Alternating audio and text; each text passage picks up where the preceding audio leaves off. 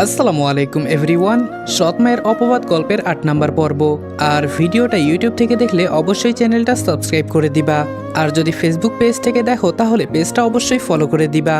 আমাদের পেজের নাম রেদওয়ান অলওয়েজ অন ফায়ার। পেজের লিঙ্ক পিন কমেন্টে দেওয়া আছে। তো চলো বেশি কথা না বলে গল্প শুরু করা যাক। হাসপাতালের সামনে অ্যাম্বুলেন্সটা থামতেই কয়েকজন নার্স আর ওয়ার্ড বয় দ্রুত স্ট্রেচার নিয়ে এগিয়ে এলো। রনি প্রায় কাঁদতে কাঁদতে বলল, প্লিজ দ্রুত দেখুন, অনেক রক্ত বের হচ্ছে। ডাক্তাররা দ্রুত নীলাকে স্ট্রেচারে তুলে ভেতরে নিয়ে গেল। রনি আর রাকিবও পেছনে পেছনে দৌড়ে যাচ্ছিল, কিন্তু অপারেশন থিয়েটারের সামনে এসে একজন নার্স ওদের থামিয়ে দিল। নার্স বলল, আপনারা বাহিরে অপেক্ষা করুন আর আপনাদের গার্জিয়ানকে ফোন দিন এখানে আসার জন্য। দরজাটা বন্ধ হয়ে যেতেই চারপাশটা কেমন নিস্তব্ধ হয়ে গেল। রাকিব দেয়ালের সাথে হেলে ধীরে ধীরে ফোন হাতে নিয়ে নীলার পরিবারকে ফোন দিয়ে জানালো নীলার কথা। সেই সাথে বাড়িতে ফোন দিয়ে আমিনা বেগম ও মাহবুব রহমানকে সবকিছু খুলে বলল। রনি কিছু বলতে পারছিল না। ওর শার্টে তখন ওর নীলার রক্ত লেগে আছে, হাত দুটো কাঁপছে, মনে হচ্ছে পুরো পৃথিবীটা ওর চোখের সামনে ঝাপসা হয়ে গেছে। হঠাৎ রনি দেয়ালে জোরে ঘুষি মারল আর বলল, সব দোষ আমার। রাকিব চমকে তাকালো। রনি ভাঙা গলায় বলল, আজকে যদি আমি ওকে বলতে না যেতাম, যদি ও আমাকে বাঁচাতে না আসতো, তাহলে আজকে এই অবস্থা হতো না। রাকিব উঠে এসে শক্ত করে রনির কাঁধ ধরে বলল, চুপ কর, একদম চুপ, এটা তোর দোষ না। রনি কাপা গলায় বলল, আমার জন্যই এমন হয়েছে। রাকিব বলল, আমি বলেছি এটা তোর দোষ না। দুজনেই থেমে গেল। কয়েক সেকেন্ড শুধু নিঃশ্বাসের শব্দ শোনা গেল করিডোরে। তারপর রনি ধীরে ধীরে মাথা নিচু করে বলল, আজকে যদি নীলার কিছু হয়ে যায়, আমি নিজেকে কোনোদিন ক্ষমা করতে পারবো না রে রাকিব। অপারেশন থিয়েটারের লাল বাতিটা এখনো জ্বলছে। করিডোর জুড়ে চাপা নীরবতা, শুধু মাঝে মাঝে নার্সদের দ্রুত হেঁটে যাওয়ার শব্দ শোনা যাচ্ছে। রনি মাথা নিচু করে বেঞ্চে বসে আছে, দু হাতে আঙ্গুল শক্ত করে জড়িয়ে রেখেছে, চোখ দুটো লাল হয়ে গেছে কান্নায়। রাকিবও চুপচাপ দাঁড়িয়ে আছে জানালার পাশে। বাহিরে রাত নেমে গেছে। হাসপাতালের সাদা আলোয় সবকিছু আরো বেশি ভয়ঙ্কর লাগছে। ঠিক তখন ওই করিডোরে দ্রুত পায়ের শব্দ হলো। আমার মেয়ে কোথায়? নীলার মা আয়েশা বেগম প্রায় দৌড়ে এসে দাঁড়ালেন। তার পেছন পেছন নীলার বাবা, মুখটা ফ্যাকাশে, চোখে আতঙ্ক। রাকিব দ্রুত এগিয়ে এসে বলল, আন্টি, ডাক্তাররা দেখছেন। আয়েশা বেগম রনির পাশে গিয়ে দাঁড়িয়ে বলল, তুমি তো রনি, তাই না বাবা? আমার মেয়ে তোমাকে অনেক ভালোবাসতো, জানো, বাড়িতে সারাক্ষণ তোমার কথাই বলে। ওই দিন কি বলেছে জানো? বলেছে, মা, আমি আর রনি যখন বড় হব, রনি যখন নিজের পায়ে দাঁড়াবে, তখন আমরা বিয়ে করব। তখন কিন্তু রনির পরিবার নেই, এটা নেই সেটা নেই এই বলে তোমরা কোনো বাধা দিতে পারবা না। ওকে বলো না, ও যা বলবে তাতেই আমি রাজি, তবুও ও যেন আমার কাছে ফিরে আসে। নীলার বাবা রাকিবকে জিজ্ঞেস করলো, এটা কিভাবে হলো? রাকিব কিছু বলার আগেই রনি ধীরে ধীরে উঠে দাঁড়ালো, মাথা নিচু করে বলল, সব আমার জন্য হয়েছে আঙ্কেল। আয়েশা বেগম থমকে গেলেন, তারপর বললেন, কি বলছো বাবা? রনির গলা ভেঙে এলো। রনি বলল, গাড়িটা আমার দিকে আসছিল, নীলা আমাকে সরিয়ে না দিলে আজকে এই অবস্থায় ও না আমি থাকতাম। কথা শেষ হওয়ার আগেই ওর গলা আটকে গেল। কয়েক সেকেন্ড কেউ কিছু বলল না। তারপর নীলার বাবা সাইফুল ইসলাম ধীরে ধীরে রনির সামনে এসে দাঁড়ালেন। সবাই ভেবেছিল হয়তো তিনি রেগে যাবেন, কিন্তু তিনি শুধু কাপা হাতে রনির কাঁধে হাত রেখে বললেন, বাবা, দুর্ঘটনা কারো হাতে থাকে না, তুমি নিজেকে দোষ দিও না। এই কথাটা শুনে রনির চোখ দিয়ে পানি গড়িয়ে পড়ল। কাপা কণ্ঠে জবাব দিল, কিন্তু আঙ্কেল, নীলার কিছু হয়ে গেলে আমি নিজেকে ক্ষমা করতে পারবো না। ঠিক তখনই আবার করিডোরে শব্দ হলো। আমিনা বেগম আর মাহবুব রহমান দ্রুত এসে দাঁড়ালেন। রাকিব, রনি, কি অবস্থা এখন? আমিনা বেগম উদ্বিগ্ন গলায় বললেন। রাকিব আস্তে করে উত্তর দিল, এখনো অপারেশন চলছে আম্মু। আমিনা বেগমের চোখ হঠাৎ রনির দিকে পড়তেই বুকটা মোচড় দিয়ে উঠল। ছেলেটার পুরো চেহারা ভেঙে গেছে। তিনি দ্রুত এগিয়ে এসে বললেন, রনি বাবা। রনি মাথা তুলতেই তিনি ওর গালে হাত রেখে বললেন, এভাবে ভেঙে পড়লে হবে, নিজেকে সামলাও বাবা। রনি কাপা কণ্ঠে বলল, আন্টি, নীলার কিছু হয়ে গেলে আমি বাঁচব না। আমেনা বেগমের চোখ ভিজে উঠল। আল্লাহর উপর ভরসা রাখো, মেয়েটার কিছু হবে না ইনশাআল্লাহ। পাশে দাঁড়িয়ে মাহবুব রহমান সব চুপচাপ শুনছিলেন। তারপর ধীরে ধীরে বললেন, রনি। রনি তাকালো। জীবনে সবকিছু মানুষের হাতে থাকে না, কিন্তু একটা জিনিস সবসময় মনে রাখবি, নিজেকে দোষ দিতে দিতে মানুষ ভেতর থেকে শেষ হয়ে যায়। রনি নিঃশব্দে চোখ নামিয়ে ফেলল। পাভেল রাসেলের সাথে ওদের ডেরায় বসে আছে। রাসেল পাভেলকে জিজ্ঞেস করলো, মেয়েটার কি দোষ ছিল? মেয়েটাকে গাড়ি চাপা দিয়ে মারলি কেন? পাভেল বলল, ওই মেয়েটার কোনো দোষ ছিল না, আমি ওর পাশের ছেলেটাকে মারতে চেয়েছি, মেয়েটা ওকে বাঁচাতে নিজে মরেছে। আমি কি করব? ঘটনা হলো রনিদের কলেজের সামনে রাসেল পাভেল আর ওদের দলবল চাঁদা তুলতে গিয়েছিল। ওদের সাঙ্গপাঙ্গ চাঁদা তুলতে ব্যস্ত থাকলেও রাসেল ও পাভেল গাড়িতে বসেছিল। কথা বলতে বলতে সেখানে রনিকে দেখতে পায় পাভেল। রনিকে দেখেই পাভেল বুঝতে পারে রনি বেশ ভালোই আছে। ওকে এত ভালো থাকতে দেখে পাভেলের মাথায় রক্ত উঠে যায়। রনির জন্য ওকে কত অপমান শুনতে হয়েছে, গ্যারেজে কাজ করতে হয়েছে। রাগে অন্ধ হয়ে পাভেল পাগলের মতো গাড়ি চালিয়ে রনিকে ধাক্কা দিতে যায়, কিন্তু তার আগে রনি নীলাকে ধাক্কা দিয়ে সরিয়ে দেয়। ওদের সাথে ধাক্কা খায় নীলা। পাভেল 10 সেকেন্ডের জন্য সেখানে দাঁড়ায় না, গাড়ি নিয়ে চলে আসে ডেরায়। রাসেল পুরো ঘটনায় হতবাক হয়ে যায়। অপারেশনের কিছুক্ষণ পর ডাক্তাররা নীলাকে আইসিইউতে শিফট করেছিল। মাথার আঘাতটা বেশ গুরুতর ছিল। বাহিরে অপেক্ষা করতে করতে প্রত্যেকটা মিনিট যেন ঘন্টার মতো লাগছিল। রাত তখন প্রায় 12টা। হাসপাতালের করিডোরে চাপা নীরবতা। দূরে কোথাও নার্সদের হাঁটার শব্দ, মাঝে মাঝে মনিটরের বিপ বিপ আওয়াজ। রনি একই জায়গায় বসে আছে অনেকক্ষণ ধরে, চোখ দুটো লাল হয়ে ফুলে গেছে। হাতের আঙ্গুলে এখনো শুকিয়ে যাওয়া রক্ত লেগে আছে। এগুলো নীলার রক্ত। রাকিব পাশে এসে ধীরে ধীরে বলল, একটু পানি খা ভাই, সকাল থেকে কিছু খাসনি। রনি মাথা নাড়িয়ে বলল, আমার কিছু লাগবে না। রাকিব দীর্ঘশ্বাস ফেলল। রনি মলিন হেসে নিচের দিকে তাকালো। জানিস রাকিব, আমি সবসময় ভয় পেতাম। রাকিব বলল, কিসের ভয়? রনি জবাব দিল, আমি যাকে আঁকড়ে ধরে বাঁচতে চাই সে আমায় ছেড়ে চলে যায়। দেখ, নীলাও আজকে আমাকে ছেড়ে চলে যাওয়ার পায়তারা করছে। রাকিব চুপ হয়ে গেল। ঠিক তখনই একজন নার্স এসে বলল, পেশেন্টের জ্ঞান ফিরেছে, তবে খুব অল্প সময়ের জন্য। এখানে রনিকে। পেশেন্ট বারবার রনির নাম নিচ্ছে। সাথে সাথে রনি দাঁড়িয়ে গেল, কিন্তু কয়েক সেকেন্ড পর আবার থেমে গেল। কেবিনের ভেতরটা নিস্তব্ধ, শুধু মনিটরের টিপ টিপ শব্দটা শোনা যাচ্ছে। নীলা চোখ বন্ধ করে শুয়ে আছে, মাথায় ব্যান্ডেজ, মুখটা ফ্যাকাশে হয়ে গেছে। রনি ধীরে ধীরে ওর পাশে গিয়ে বসলো। কিছুক্ষণ তাকিয়ে রইল শুধু, তারপর খুব আস্তে করে বলল, নীলা। নীলার চোখের পাতা কেঁপে উঠল। ধীরে ধীরে চোখ খুলে তাকালো ওর দিকে।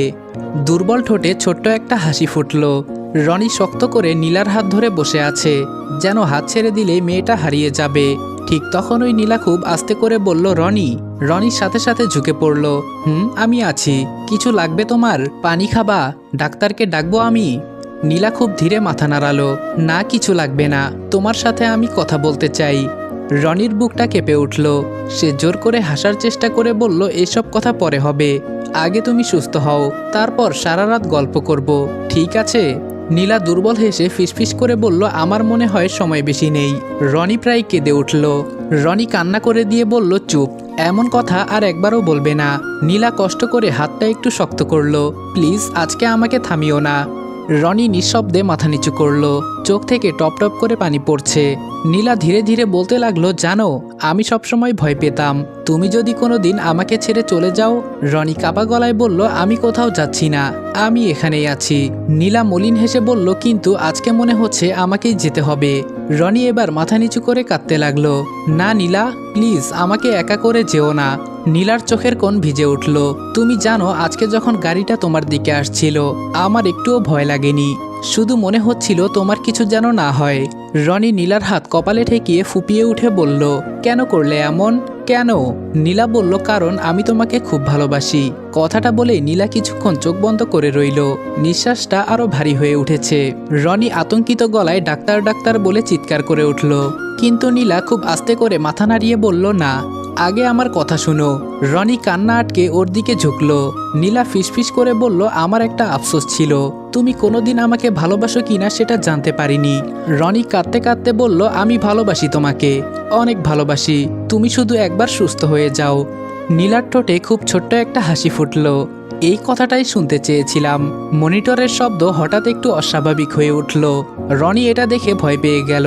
নীলা, আমার দিকে তাকাও, প্লিজ চোখ বন্ধ করো না, প্লিজ চোখ বন্ধ করো না পাখি। নীলা শেষবারের মতো কষ্ট করে চোখ খুলল। দৃষ্টিটা স্থির হয়ে রইল শুধু রনির মুখে। তারপর খুব আস্তে করে বলল, ভালোবাসি। শব্দটা মিলিয়ে যেতে হাতের চাপটা ধীরে ধীরে দুর্বল হয়ে গেল। মনিটরে টানা শব্দ ভেসে উঠল। রনির পুরো পৃথিবী যেন সেই মুহূর্তে থেমে গেছে। নীলা, কোনো সাড়া নেই। রনি আবারও ডাকলো, নীলা। কোনো সাড়া না পেয়ে রনি চিৎকার করে উঠল। রনির চিৎকারে পুরো কেবিন কেঁপে উঠেছে। বাহিরে দাঁড়িয়ে থাকা রাকিব দৌড়ে ভেতরে ঢুকতেই দেখল রনি নীলার নিথর হাত দুটো বুকের সাথে চেপে ধরে ভেঙে পড়েছে। কেবিনের ভেতর তখনও রনির কান্নার শব্দ প্রতিধ্বনি হচ্ছে। ডাক্তার আর নার্সরা দ্রুত ভেতরে ঢুকে পড়ল। একজন নার্স রনিকে সরানোর চেষ্টা করতেই রনি আরও শক্ত করে নীলার হাত আঁকড়ে ধরে বলল, না, ওকে কেউ ছুবেন না। নীলা আমাকে ছেড়ে যেতে পারে না। রাকিব ছুটে এসে রনিকে জড়িয়ে ধরল। নিজের চোখেও তখন পানি। রনি, শান্ত হ। রনি হঠাৎ চিৎকার করে উঠে বলল, কিভাবে শান্ত হব? ও তো একটু আগেও কথা বলছিল, আমাকে ভালোবাসে এটা বলল। তাহলে হঠাৎ কিভাবে আমাকে একা রেখে চলে যেতে পারলো? ভাই, তুই ওকে একবার ফিরে আসতে বল না। আমি যে ওকে ছাড়া বাঁচতে পারবো না। অনেকটা ভালোবাসি ওকে। ও আমাকে এভাবে রেখে চলে গেলে আমি কিভাবে বাঁচবো বল? ডাক্তার আস্তে করে মাথা নিচু করে বলল, উই আর সরি। আমরা চেষ্টা করেছি, কিন্তু অতিরিক্ত রক্তক্ষরণ আর মাথার আঘাতের কারণে ওকে বাঁচানো সম্ভব হয়নি। কথাটা শুনে বাহিরে দাঁড়িয়ে থাকা আয়েশা বেগম হাউমাউ করে কেঁদে উঠলেন। আমার মেয়েটা। সাইফুল ইসলাম স্তব্ধ হয়ে দেয়ালে হেলে দাঁড়িয়ে রইলেন। চোখ থেকে শুধু নীরবে পানি গড়িয়ে পড়ছে। আমেনা বেগম নিজের মুখে হাত চেপে কান্না আটকানোর চেষ্টা করছেন। মাহবুব রহমান গভীর দৃষ্টিতে রনির দিকে তাকিয়ে আছেন। রনি তখনও যেন বিশ্বাস করতে পারছে না। সে ধীরে ধীরে নীলার কপালে হাত রাখল। নীলার কপাল ঠান্ডা, একদম ঠান্ডা। রনির বুকের ভেতরটা হঠাৎ ফাঁকা হয়ে গেল। নীলা, ওঠো না। দেখো, আমিও তোমাকে অনেক ভালোবাসি। তুমি তো এই কথাটা শুনতে চেয়েছিলে, তাই না? এখন উঠে বলো না কিছু। কিন্তু কোনো উত্তর নেই। মনিটরের টানা শব্দটা প্রমাণ দিচ্ছে সবকিছুই শেষ। রাকিব আর সহ্য করতে না পেরে মুখ ফিরিয়ে বাহিরে চলে গেল। করিডোরে দাঁড়িয়ে দেয়ালে ঘুষি মারল সে। তার চোখেও তখন অসহায় জল। হাসপাতালের করিডোর জুড়ে তখন শুধু কান্নার শব্দ। সাদা কাপড়ে ঢেকে রাখা নীলার নিথর দেহটা ধীরে ধীরে কেবিন থেকে বের করে আনা হলো। আয়েশা বেগম মেয়ের মুখের ওপর ঝাঁপিয়ে পড়ে কাঁদতে কাঁদতে বললেন, নীলামা, একবার চোখ খোল। দেখ, তোর মা এসেছে। নার্সরা কষ্ট করে তাকে সরানোর চেষ্টা করছে, কিন্তু একজন মায়ের বুক ফাটা কান্না থামানোর ক্ষমতা যেন কারো নেই। সাইফুল ইসলাম নিঃশব্দে দাঁড়িয়েছিলেন। চোখের পানি মুছতেও ভুলে গেছেন। শুধু ফ্যালফ্যাল করে মেয়ের নিথর মুখটার দিকে তাকিয়ে আছেন। রনি কয়েক কদম দূরে দাঁড়িয়ে। মনে হচ্ছে ওর পুরো পৃথিবী পাথর হয়ে গেছে। চোখ দুটো স্থির শুধু নীলার মুখে। এই মুখটাই তো একটু আগেও হাসছিল। এই ঠোঁটই তো একটু আগে বলেছিল ভালোবাসি। তাহলে এখন এত চুপ কেন? রনি ধীরে ধীরে সামনে এগিয়ে এলো। কাপা হাতে সাদা কাপড়টা একটু সরিয়ে নীলার মুখটা দেখল। একদম শান্ত, মনে হচ্ছে ঘুমিয়ে আছে। রনির ঠোঁট কেঁপে উঠল। নীলা, ওঠো না প্লিজ। সবাইকে বলো এটা মিথ্যে। কিন্তু কোনো উত্তর নেই। রনি হাঁটু গেড়ে বসে পড়ল। তারপর ধীরে ধীরে নীলার ঠান্ডা হাতটা নিজের দুই হাতের মাঝে নিয়ে ফুপিয়ে উঠল। আমি তো আজকেই বলতে চেয়েছিলাম আমি তোমাকে কতটা ভালোবাসি। কেন চলে গেলে আমাকে ছেড়ে? রাকিব পাশে দাঁড়িয়ে চোখ মুছছিল। আজকে প্রথমবার সে বুঝতে পারল কাউকে হারানোর কষ্ট মানুষকে ভেতর থেকে কতটা ভেঙে দিতে পারে। পরদিন সকালে নীলাদের বাড়ির সামনে মানুষের ভিড়। চারপাশে শুধু কান্না আর শোকের ভারী পরিবেশ। সাদা কাফনে মোড়ানো নীলাকে মাঝখানে শুইয়ে রাখা হয়েছে। আয়েশা বেগম বারবার মেয়ের মাথায় হাত বুলিয়ে দিচ্ছেন। এইভাবে কেউ মাকে ছেড়ে যায় রে মা? তুই না বলেছিলি আমাকে কখনো একা করে যাবি না? পাশে বসা কয়েকজন মহিলা তাকে সামলানোর চেষ্টা করছে, কিন্তু তিনি বারবার মেয়ের হাত ধরে কেঁদে উঠছেন। রনি দূরে দাঁড়িয়ে সব দেখছে। তার মনে হচ্ছে এই পৃথিবীতে আর কিছুই অবশিষ্ট নেই। হঠাৎ ওর চোখ পড়ল নীলার মুখের দিকে। কাফনের ভেতরেও মুখটা অদ্ভুত শান্ত, যেন সব কষ্ট থেকে মুক্তি পেয়েছে। রনির বুকটা আবারও মোচড় দিয়ে উঠল। ধীরে ধীরে সামনে গিয়ে বসে পড়ল। কেউ বাধা দিল না। রনি নীলার মুখের দিকে তাকিয়ে বলল, তুমি অনেক বড় একজন স্বার্থপর নীলা। এভাবে সব কষ্টের ভাগ আমাকে দিয়ে নিজে কি সুন্দর পালিয়ে গেলে। চারপাশে দাঁড়িয়ে থাকা মানুষগুলো নিঃশব্দে চোখ মুছছে। রনি নিচু হয়ে নীলার কপালে কাঁপতে কাঁপতে একটা চুমু খেলো। ভালো থেকো নীলা। এই কথাটা শুনে রাকিব মুখ ফিরিয়ে কেঁদে ফেলল। জানাজার সময় পুরো এলাকা নিস্তব্ধ হয়ে গেল। ইমামের দোয়ার শব্দ ভেসে আসছে, আর রনি দাঁড়িয়ে আছে একদম পেছনে। দোয়া পড়তে পড়তে ওর চোখ ঝাপসা হয়ে যাচ্ছে। বারবার শুধু একটা কথাই মাথায় ঘুরছে, নীলা আর নেই। মানুষজন ধীরে ধীরে নীলাকে কবরের দিকে নিয়ে যেতে লাগলো। ঠিক তখনই রনি হঠাৎ সামনে এগিয়ে গেল। কবরের পাশে বসে মুঠো ভর্তি মাটি হাতে নিল। রনির হাত কাঁপছে ভয়ঙ্কর ভাবে। তারপর কাঁদতে কাঁদতে বলল, এই মাটির নিচে আমার পুরো পৃথিবীটাকে রেখে যাচ্ছি। মুঠো ভর্তি মাটিটা ধীরে ধীরে কবরের উপর ছুঁড়ে দিতে রনি আর নিজেকে সামলাতে পারল না। সে হাউমাউ করে কান্না করে উঠল নীলা বলে। চারপাশের মানুষ স্তব্ধ হয়ে গেল। রাকিব দৌড়ে এসে ওকে জড়িয়ে ধরল, কিন্তু রনি শুধু একটা কথাই বারবার বলছে, ও আমাকে বাঁচাতে গিয়ে চলে গেল। আকাশটা তখন মেঘে ঢেকে গেছে। হালকা বাতাসে কবরের পাশের গাছের পাতাগুলো নড়ছে। আর রনির মনে হচ্ছে তার জীবনটাও আজকে নীলার কবরে চাপা পড়ে গেল। আসসালামু আলাইকুম এভরিওয়ান। সৎ মায়ের অপবাদ গল্পের ৮ নাম্বার পর্ব এখানেই শেষ করলাম। আর আজকের ভিডিওটা তোমাদের কাছে কেমন লেগেছে এটা অবশ্যই কমেন্টে জানাবা। যদি আমি নিজের মতামত দিতে যাই তাহলে বলতে হবে আজকের গল্পটা আমার কাছে অনেকটাই ইমোশনাল লেগেছে, কারণ আমি একটা ভয়েস আর্টিস্ট হয় যে কোনো ক্যারেক্টারের ভয়েস দিতে গেলে আমার সেই ক্যারেক্টারের ভিতরে ঢুকতে হয়। তো সেই সুবাদে আমার মনে হয় ওই ক্যারেক্টারের সাথে যা হচ্ছে ওইটা আমার রিয়েল লাইফে আমার নিজের সাথেই ঘটতেছে। আর আজকে ভয়েস ওভারটা করতে গিয়ে আমার অবস্থা একদমই বাজে হয়ে গিয়েছে। কতবার যে নিজের ভেতরে চাপা কষ্ট অনুভব করেছি তা বলার বাহিরে। আর তোমাদের কাছে রিকোয়েস্ট থাকবে আজকের ভিডিওতে কমেন্ট করে জানাবা গল্পের কোন পার্টটা তোমাদের ভালো লেগেছে অথবা খারাপ লেগেছে। তোমাদের মন্তব্যের উপর ভিত্তি করে আমরা পরবর্তী গল্পগুলা অথবা পরবর্তী পার্টগুলা সেইভাবে সাজানোর চেষ্টা করব, অথবা আমাদের যদি কোনো ভুল থাকে ওইটাও আমরা আপডেট করার চেষ্টা করব, ওইটা আমরা সমাধান করব। আর যেটা তোমাদের ভালো লাগবে ওইটাকে আরও ইউনিকভাবে সামনে প্রেজেন্ট করার চেষ্টা করব। আর যে অংশটুকু তোমাদের ভালো লাগবে ওইটা পরবর্তী গল্পগুলোতে আরও ইউনিকভাবে তোমাদের সামনে তুলে ধরার চেষ্টা করব। তো আজকের ভিডিওতে ৫,০০০ লাইক এবং ৫০০ কমেন্টের টার্গেট দিলাম। জানি আমি বললেও তোমরা পূরণ করবা না, তারপরেও বললাম যদি ভালো লাগে তাহলে পূরণ করবা, আর ভালো না লাগলে তো কোনো কথাই নেই। তো আজকের মতো বিদায় নিচ্ছি প্রিয়। ভিডিওটা ভালো লাগলে লাইক করে দিও, কিছু আবালদের কেটে দে বলেজ। তোমাদেরকে জানাই আল্লাহ হাফেজ।